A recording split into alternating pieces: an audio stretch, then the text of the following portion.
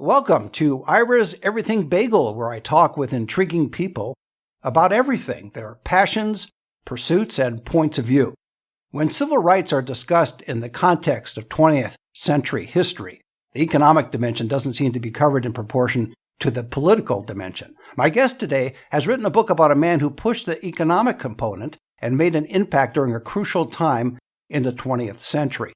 Brandon K. Winford is author of John Hervey Wheeler, Black Banking and the Economic Struggle for Civil Rights, published by the University Press of Kentucky, and it's part of the series Civil Rights and the Struggle for Black Equality in the 20th Century. It's available on Amazon and all the usual places. For everything about Brandon, go to Brandon Kyron Winford, that's Kyron, BrandonKyronWinford.com, and you can follow him on Twitter and Instagram at WinHistory24. And Brandon, welcome to the show.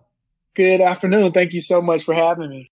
A pleasure. So who was John Hervey Wheeler, and why was he a seminal figure in Black economic history in the 20th century? So John Hervey Wheeler was, by profession, he was a banker, president of what was the Mechanics and Farmers Bank in Durham, North Carolina, one of the largest Black-owned banks in the United States, headquartered in Durham, North Carolina. He was also a civil rights lawyer. So he was a banker, lawyer. John Hervey Wheeler he kind of came up. He was born into, I like to say, the world of Black business. His father was John Leonidas Wheeler, an executive with the world-renowned North Carolina Mutual Life Insurance Company. It was founded in 1898. By the first decade of the 20th century, the early 20th century, it was the largest Black-owned insurance company in the United States. And his moniker was, it was the largest Black-owned insurance company in the world. And so John Hervey Wheeler came up in the world of Black business. His father was an insurance executive. His mother and father were both educators, among the earliest graduates of Wilberforce University. He was born in Vance County, North Carolina, just outside of Raleigh, North Carolina. But he grew up, family had moved to Durham, North Carolina when his father switched professions. He was at one point the president of what was Kittrell College, a small school owned by the African Methodist Episcopal Church. And they moved to Durham when his father became an insurance agent with the North Carolina Mutual Life Insurance Company. And then by 1912, the family had moved to Atlanta, Georgia, where his father took over the operations of the insurance company in Atlanta. And ultimately, he became the supervisor of the Georgia district and went on to have several roles with the company.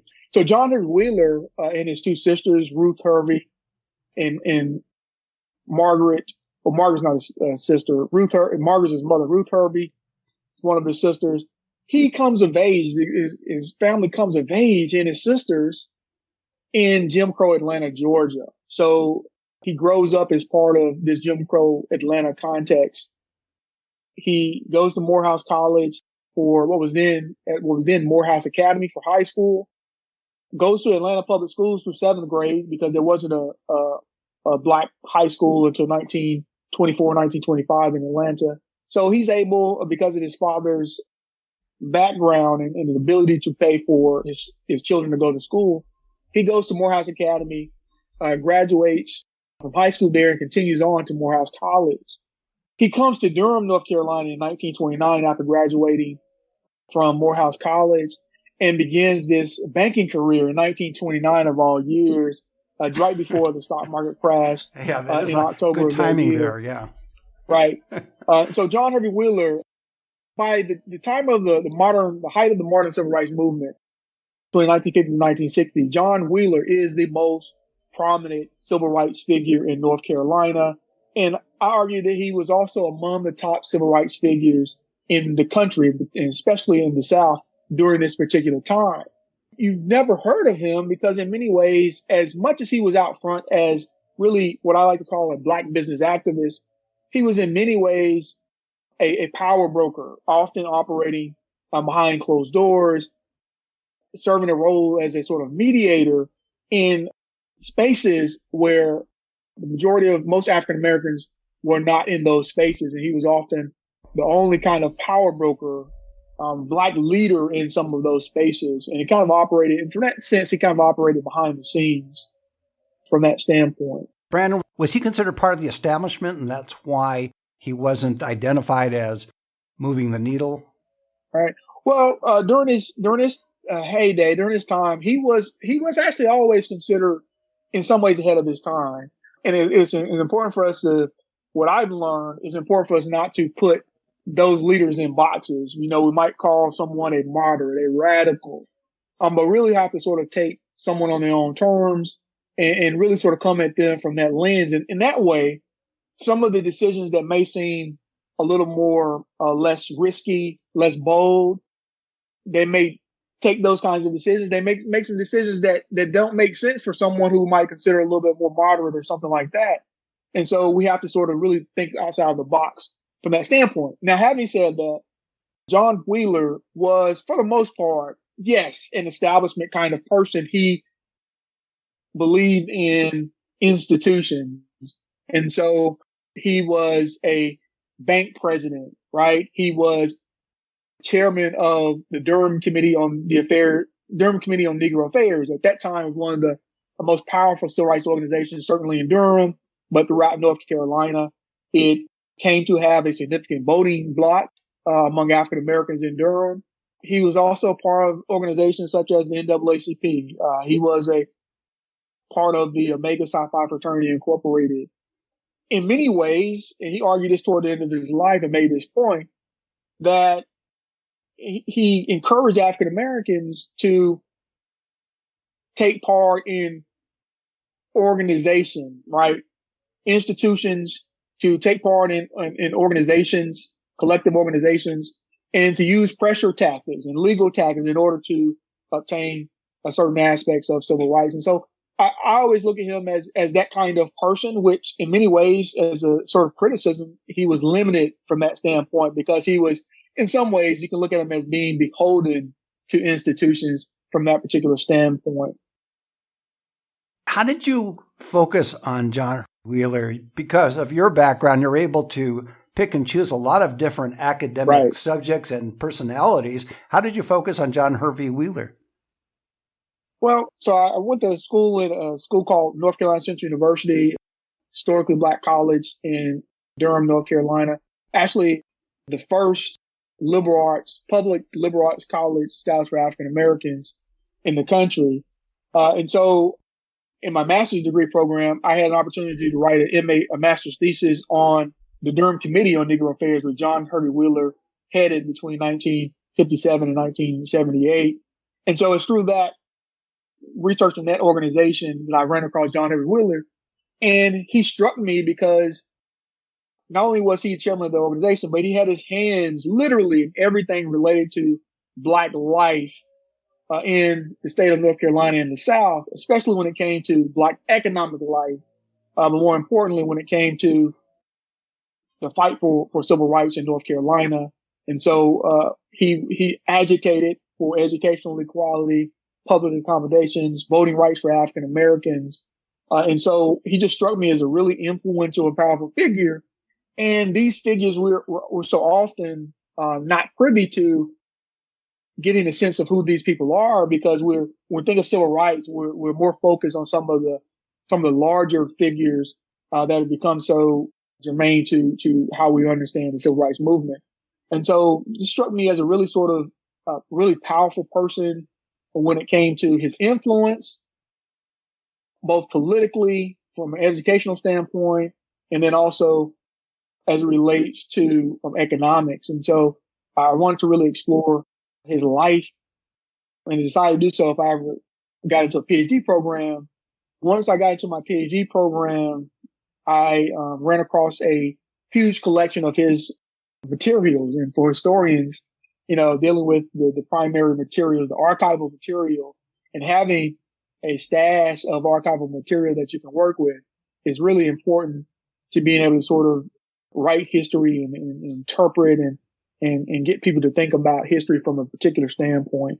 And so that's really sort of how I came across or was introduced, I would say, to John Hervey Wheeler. The primary material that you describe, is it at a point where it is digitized, or is it still basically paper and then you're having to go old school to do that research? Right. It's a really good question, because I initially started looking at those papers in 2006. And at that time, they were not available to researchers.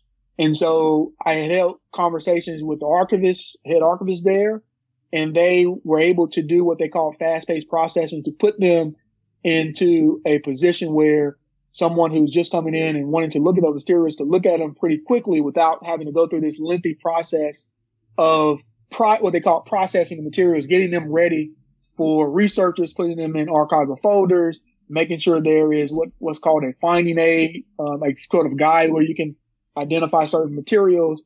And so it was between 2006 and 2016 before they were fully processed. And so even when I was initially doing research at the dissertation stage, I wasn't able to take photographs in terms of using we didn't really use smartphones for pictures then, but I wasn't able to use a digital camera. I wasn't able to even request photocopies of the material. So literally, I had to kind of go old school by just taking notes as I was looking at the material. And I had to think really strategically about if there was a lot of material that I wanted, how to think about cross-referencing that material with another collection that I knew was available and accessible, and I could do all the things in terms of taking photographs and things of that nature. To the last point, they are not digitized. And obviously that reason is resources. You have to have the resources to digitize those materials. But they are in really good order in terms of researchers. The finding aid is accessible. And so it's a really, really rich and untapped collection even still. If it weren't for you, then they probably would have still been sitting there and not even moving along that processing belt.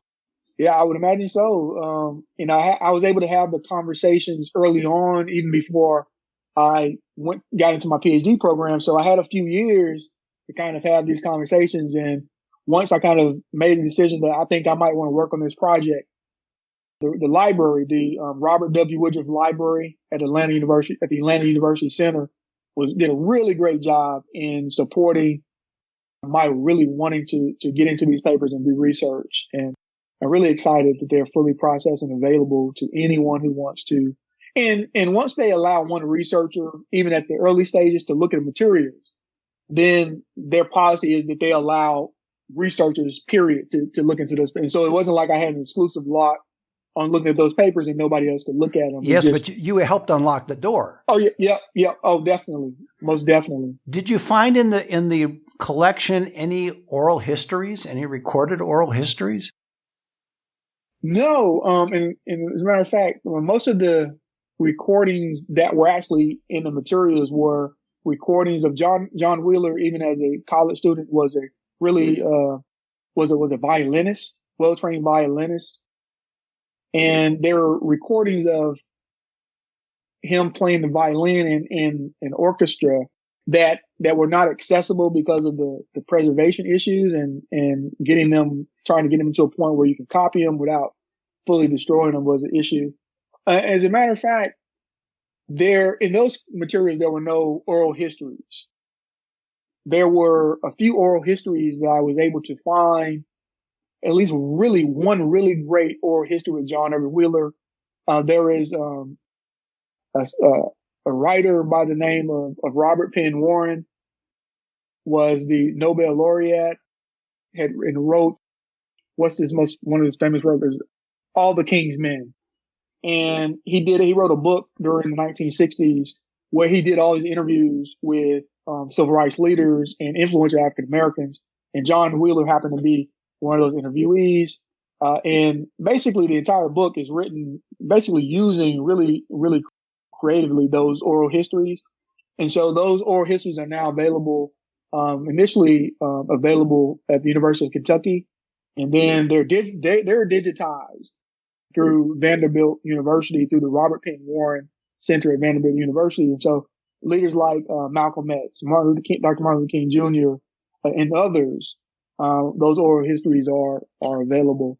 And that was like I had done all this research, had looked at all these materials, and you're doing research on this kind of contemporary figure, and you're kind of like, what does he sound like? And you're imagining so many things. And so having done that research, and when I actually finally got an opportunity to hear him talk and be asked questions, that was a really significant moment for me in my research. And then at the University of North Carolina, John Wheeler was also a part of an anti-poverty agency called the North Carolina Fund. And during that particular period, they have recordings from meeting minutes. Then there are oral histories with, not oral histories, but they're live recorded meetings where you can kind of hear them discuss different issues, and you kind of get to hear their voices, things along those lines.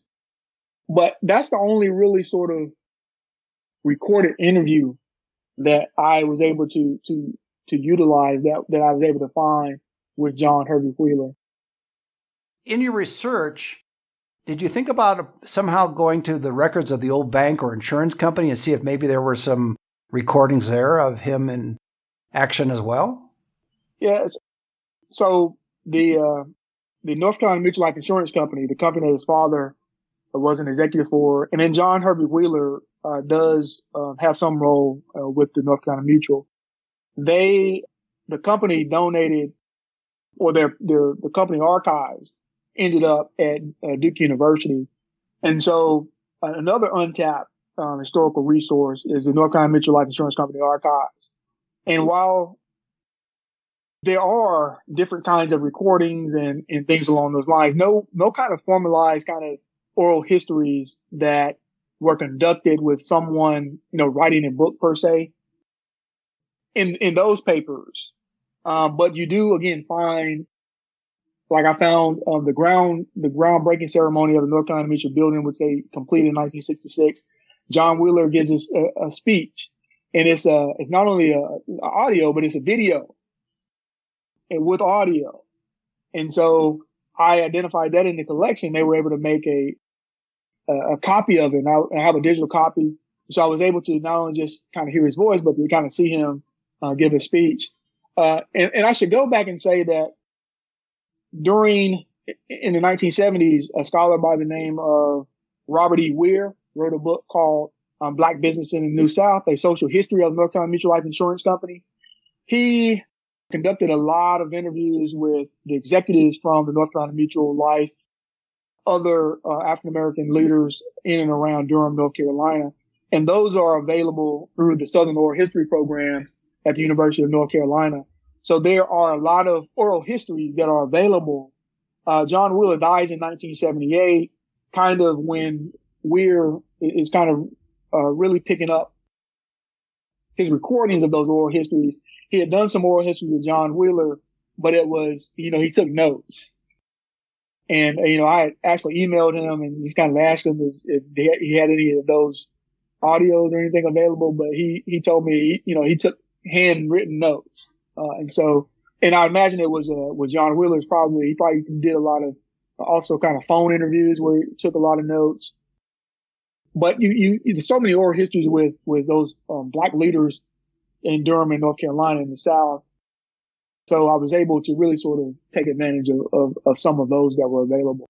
Well, it sounds too, once you got the sense of the man through his video image and his voice, it really helped you to write the book because you could see the tone and feel the tone and hear the tone. And that, I'm sure, informed the writing of the book too. What was the most surprising thing you discovered about him? That's a really, really great question. One of the most surprising things about John Wheeler. Well, let me put it like this. I wasn't so much surprised about some of the material that I came up with, but I guess I was surprised by, and I guess I shouldn't have been, by his kind of intellectual curiosity. In other words, we don't often think of business people as kind of intellectuals in that sense, right? We see them as, thinking about money and thinking about profit. But what I got to see through him and through his study of different issues and his activism is that he took an intellectual approach to understanding all of the issues that he was involved in just as much as he did in other ways, right? So I guess I shouldn't have been surprised, but I was really surprised at the depths that he took to really sort of understand from an intellectual standpoint his involvement in every area of Black life. And so even in his, in his speeches, in his writings, there is a high level of thought and research that went into how he understood particular issues. And that in turn informed the positions he took when it came to public policy. And so I don't know if that's a kind of, what I was just sort of taken aback by, but what I found really interesting was the level of intellectualism that I found when I began to sort of look into John Wheeler, thinking about how he understood civil rights and why he thought about civil rights in the way that he did and why particular goals related to civil rights were in the forefront of his thinking. It was just really something that just really sort of stands with me. And so it really sort of gives me a different kind of understanding of how we can think of, when we think of business people, we just think of them thinking about the bottom line and coming up with strategies to make money. And they certainly do that. But when you're in this position during his time as an African-American business person, there is a different level of commitment to community that is, I wouldn't say it's not present in how we understand other groups and their involvement in business. But I think for African-Americans who were business people, they had to think about the ways in which they had a commitment to community.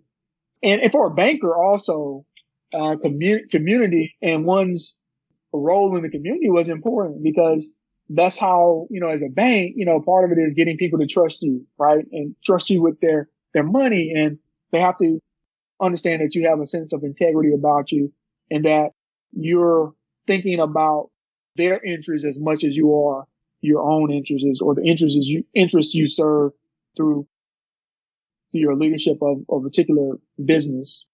Don't you think he was intellectual in his approach in this sense? He wanted to steer the southern region, toward the end of Jim Crow segregation for economic reasons. And that in itself, to me, is revolutionary because there's a lot of power there. People may not realize that. They're thinking of, again, the political that we talked about and other influences. There's religion and the political sphere and others. But just from the economic point of view, that if you had a population that previously, because of slavery and then segregation and Jim Crow, was, let us say, below the poverty line, and all of a sudden now can become self-sufficient and grow and develop capital and create jobs, that in itself is powerful. Oh, most certainly. And to not only that, but his kind of philosophy, if you want to call it that, an approach to how African Americans were going to gain economic power. He articulates this when he writes pieces, writes articles for organizations like the Tar Heel Banker, where he's speaking to this group of bankers who would, after World War II, when things are sort of opening up in terms of, we think of post-World War II prosperity, he's talking to bankers who had influence over their communities, not just from an economic standpoint, but, the people with the money, influence so much, right? When we think about sort of the future and his attachment or his linking Black economic rights to the need for African Americans to gain all of their civil rights simultaneously as a pathway to Black economic power, and then Black economic power or New South prosperity, sort of how I frame it in the book, was an important contribution to the idea of New South prosperity. The region itself could not compete with the North, the Midwest, the West, if it did not have some level of New South prosperity. And that wasn't going to happen without African Americans, or with African Americans being in this sort of perpetual state of economic inferiority. It just wasn't going to happen from his perspective. And that comes from that perspective of the intellectual approach that he had. Right. Were you most definitely really thinking through these issues, and, I interviewed someone who knew him who, he didn't so much call what John Wheeler was thinking and how he thought through him as kind of visionary, although I see it as something very different. I do see where he was able to take his understanding of how to work through particular issues as a kind of linchpin for how he understood where we were going, where African Americans were going as a people and how to get there. And also thinking about that, I talk a lot about him being an integrationist in terms of having an integrationist framework. But even with integration, he didn't see things like Black institutions kind of falling by the wayside. He saw, he felt like his bank, the Mechanics and Farmers Bank, if given the opportunity to tap into a larger marketplace, they were going to be able to compete with any bank of comparable size. And so for him, integration was going to help strengthen Black institutions. Now, the end result was a bit different. But I also think he really thought about the ways in which integration needed to be worked out. And so, one example he uses is that, in Durham, there were two hospitals, the white hospital, black hospital. With integration, if you merge these two hospitals, the superintendent of the black hospital has been trained at Harvard University, right? And all that comes with that. So with the merger of these two institutions, was this Harvard trained doctor going to become the superintendent or not? And so integration had to be worked in. And if not, why? If we're thinking about Harvard as this pinnacle of higher education and the best of the best, right? If these institutions merge, are black doctors, black nurses going to be able to attend to white patients, right? What were going to be the limitations? And so he felt like all of these things had to be worked out in order for integration to really happen successfully. And we can have a whole conversation about why that, all that really doesn't happen. But he thought through some of these things. He thought about civil rights in particular stages, right? We had the legal, and he's not the only one, the legal phase. When you think of the NAACP and the culmination that ends with Brown v. Board of Education decision in 1954, where the Supreme Court outlaws segregation in schools and so forth. And then he thought about, participating in the direct action phase of the movement. And then after the direct action phase, he believed in what he called the implementation phase. We articulated and wrote about this in this implementation phase. And it had to do more with tackling institutionalized racism. And for him, that was actually going to be the most difficult area or phase to really sort of penetrate, right? You had a legal phase, you had a direct action phase, and they were effective. But the implementation phase, right? Was that effective? But that was going to be the major wall. But that goes back beyond to the 60s. That goes back to his intellectual curiosity and his thinking ahead. Right. And that's a great way to leave it. My guest has been Brandon K. Winford, author of John Hervey Wheeler, Black Banking and the Economic Struggle for Civil Rights, published by the University Press of Kentucky and part of the series Civil Rights and the Struggle for Black Equality in the 20th Century. It's available on Amazon and all the usual places. And for everything about Brandon, go to BrandonChironWinford.com, and you can follow him on Twitter and Instagram at WinHistory24. Brandon, thanks for being on the show. Thank you so much, Ira, for having me. I've enjoyed my time. Same here. And join us every Thursday for a new schmear on Ira's Everything Bagel.